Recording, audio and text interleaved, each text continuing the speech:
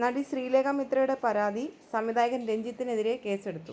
ലൈംഗിക ഉദ്ദേശ്യത്തോടെ ശരീരത്തിൽ സ്പർശിച്ചെന്നാണ് ശ്രീലേഖ കൊച്ചി പോലീസ് കമ്മീഷണർക്ക് നൽകിയ പരാതിയിൽ.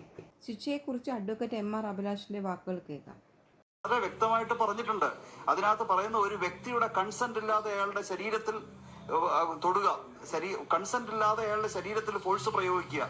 ആ ഫോഴ്സ് പ്രയോഗിക്കുക എന്ന് പറഞ്ഞാൽ മുഖത്തിട്ട് അടിക്കണമെന്നില്ല. ഒരു വ്യക്തിയിൽ അപകടമോ പേടിയോ അയാൾക്ക് അനിഷ്ടമോ ഉണ്ടാക്കുന്ന രീതിയിൽ ക്രിമിനൽ ഫോഴ്സ് എന്ന് പറയുമ്പോൾ, പിന്നെ അത് മാത്രമല്ല, ഈ ഒരാളുടെ കൈകളിൽ കൈവച്ചിട്ട് കഴുത്തിലേക്ക് ആ കൈകൾ കൊണ്ടുചെന്ന് കയറുക അയാളുടെ സമ്മതമില്ല എന്ന് പറയുമ്പോൾ അത് വ്യക്തമായിട്ട് ആ വ്യക്തിയിൽ ഭീതി ഉണ്ടാവില്ലേ, ആ വ്യക്തിക്ക് അനിഷ്ടം ഉണ്ടാവില്ലേ? ഇതൊക്കെ തന്നെയാണ് 350-ാം വകുപ്പ് നിർവചിക്കുന്ന ക്രിമിനൽ ഫോഴ്സ്. കൈ ഉയർത്തി മുദ്രാവാക്യം വിളിക്കുവാനോ സിനിമ പിടിക്കാനോ ഒന്നും അല്ലല്ലോ കഴുത്തിലേക്ക് കൈകൊണ്ട് ചെല്ലുന്നത്. ഇത് സാധാരണ ബോധമുള്ള എല്ലാവർക്കും മനസ്സിലാകും. There lies the crux of the offense. വീഡിയോയെക്കുറിച്ചുള്ള നിങ്ങളുടെ അഭിപ്രായങ്ങൾ കമന്റുകളായി രേഖപ്പെടുത്താം.